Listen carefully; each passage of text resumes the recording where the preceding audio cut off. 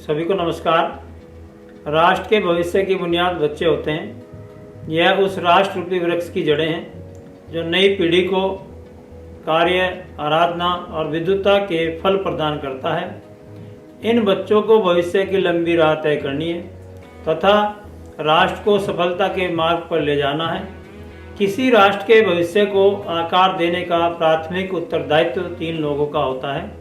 इसमें माता और पिता तथा शिक्षक। इनमें से शिक्षक सबसे महत्वपूर्ण भूमिका निभाते हैं।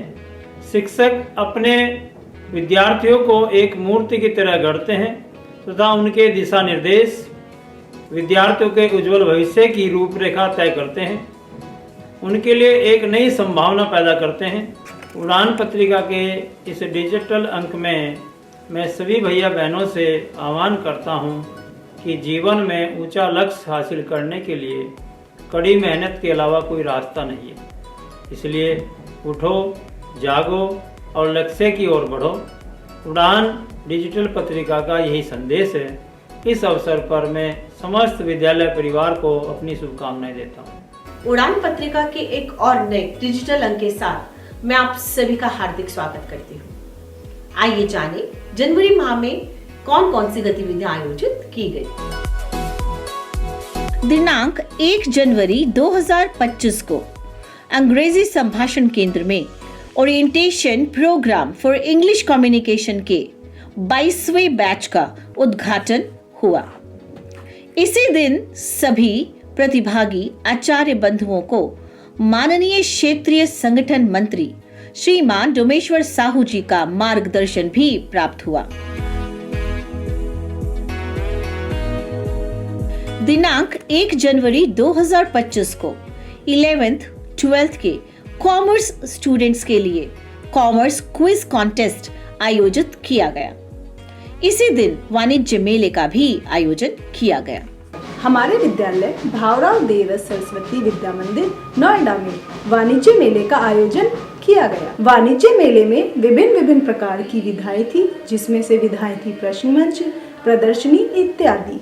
प्रश्न मंच के प्रारंभ के लिए हमारे गणमान्य अतिथियों के आदेश अनुसार 10 टीमें हमारे पास थी, जिसमें से हमारी 3 टीमें विनर रही, जिसमें से पहला स्थान प्राप्त किया हमारी टीम तृतीय ने, दूसरा स्थान प्राप्त किया टीम द्वितीय ने और तीसरे स्थान पर रही टीम संख्या 10।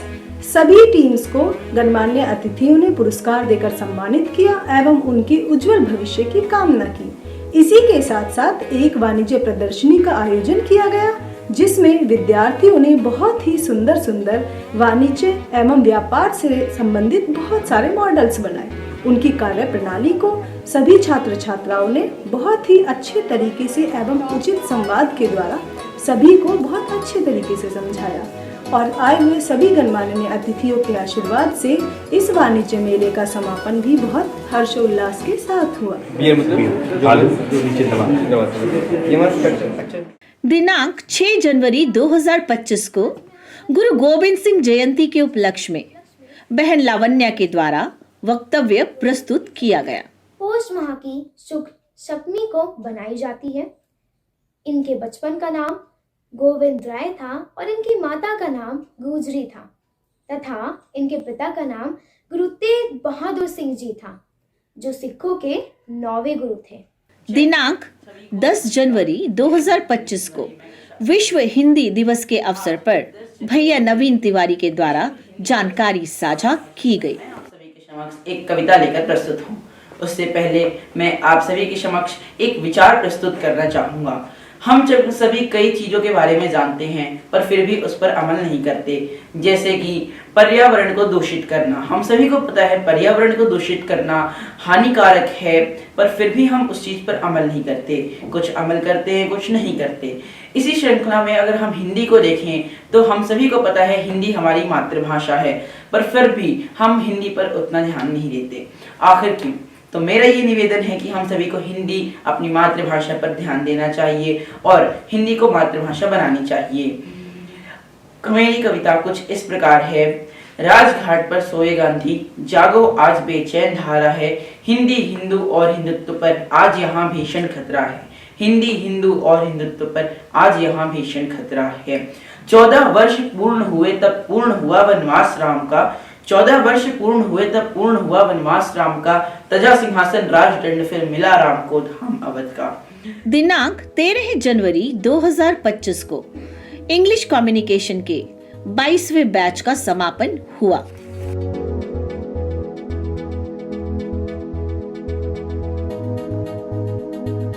दिनांक 13 जनवरी 2025 को पूर्व छात्र परिषद नोएडा इकाई के द्वारा युवा दिवस का कार्यक्रम किया गया।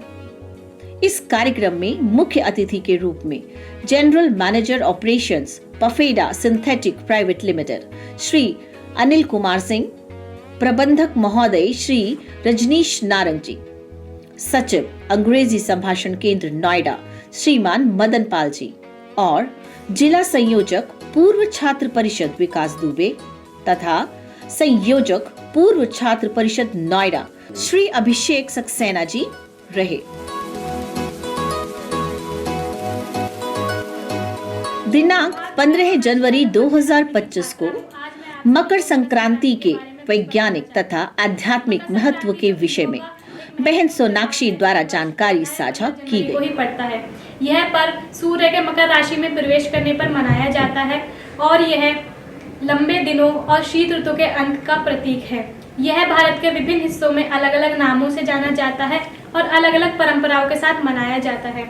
जैसे उत्तर भारत के उत्तर प्रदेश और बिहार में इसे खिचड़ी पर्व कहते हैं और यहाँ पर लोग तिल गुड़ के लड्डू बनाकर खाते हैं और दान पुण्य करते हैं। पंजाब में एक दिन पहले लोहड़ी मनाई जाती है और मकर संक्रांति के दिन दान पुण्य करने की परंपरा है। गुजरात में इसे उत्तरायण के नाम से जानते हैं और तमिलनाडु में इसे पोंगल कहा जाता है। यहाँ पर यह पर्व 4 दिनों तक मनाया जाता है।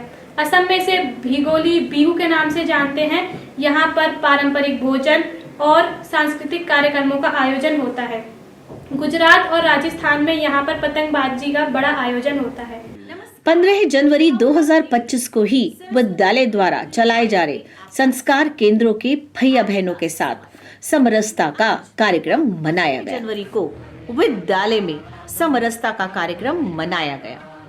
इस कार्यक्रम में अपने विद्यालय की ओर से जो संस्कार केंद्र चलते हैं उनके भैया बहनों को बुलाकर विद्यालय के प्रधानाचार्य और समस्त स्टाफ ने उन भैया बहनों के साथ खिचड़ी व जलपान करके समरसता दिवस मनाया।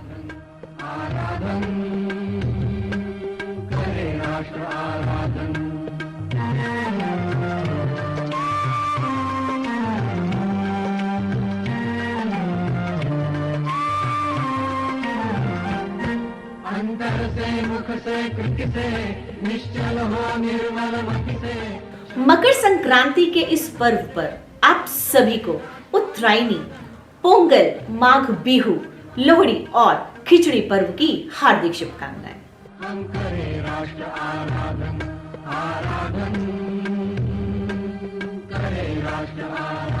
दिनांक 16 जनवरी 2025 को orientation programme for English communication के 23वें बैच का उद्घाटन हुआ। दिनांक 24 जनवरी 2025 को कक्षा 6 से 8 तक बाल वर्ग और कक्षा 9 से 10 तक किशोर वर्ग के लिए पीपीटी मेकिंग कंपटीशन आयोजित किया गया।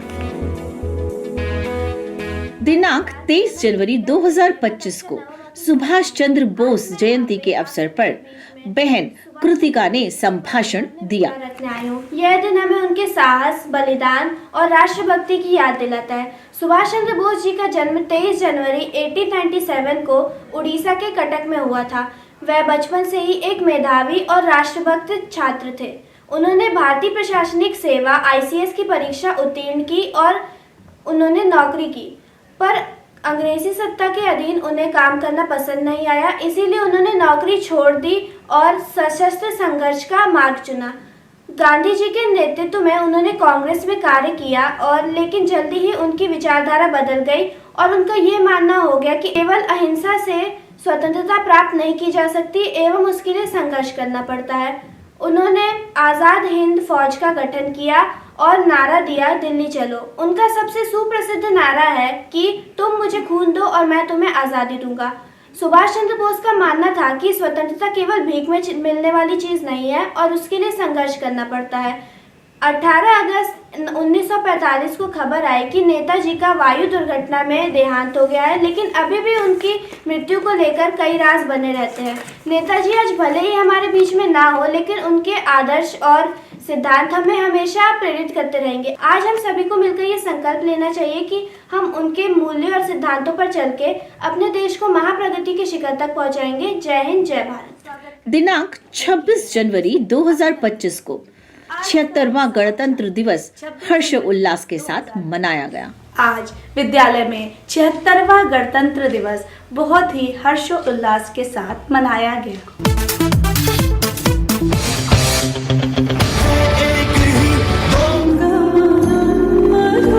I come from land of sages. और वो घड़ी आ गई थी। मिटने नदी सोया हिंदुस्तान भीगी कुसुम रंग सारी। इस कार्यक्रम में भैया बहनों के द्वारा शारीरिक प्रदर्शन, लोक नृत्य प्रदर्शन, योग प्रदर्शन, समूह नृत्य प्रदर्शन, एकल गीत, समूह गान, हिंदी और इंग्लिश भाषा में भाषण और घोष का प्रदर्शन मंच पर किया गया।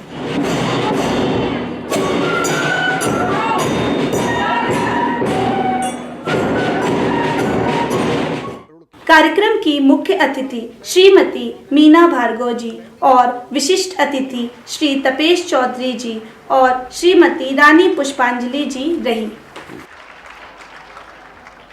विशिष्ट अतिथि तपेश चौधरी जी ने भैया बहनों को राष्ट्र के चरित्र और लाइफ स्किल्स को जानने की आवश्यकता है, इस बारे में बल दिया।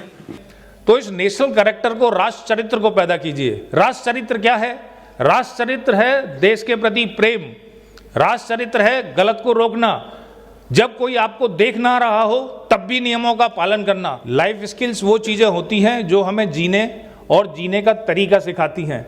मुख्य अतिथि मीना भार्गव जी ने गुरु नानक जी की बोध कथा के माध्यम से भैया बहनों को अच्छाई और बुराई का मतलब समझाया।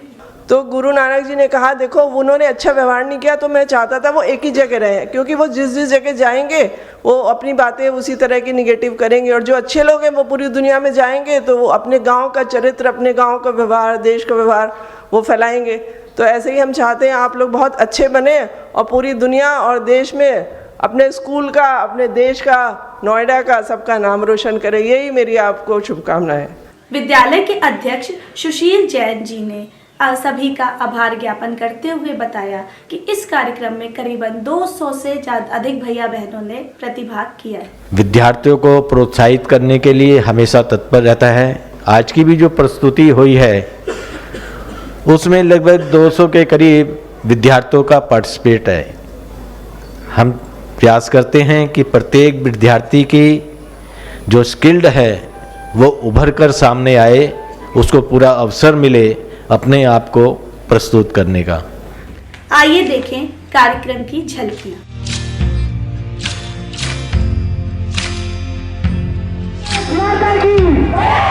दिनांक 28 जनवरी 2025 को बहन रितिका के द्वारा लाला लाजपत राय जयंती के अवसर पर उद्बोधन दिया गया। 28 जनवरी 1856 में गांव फरीदकोट में लाला राधाकृष्ण अग्रवाल के पुत्र के रूप में हुआ।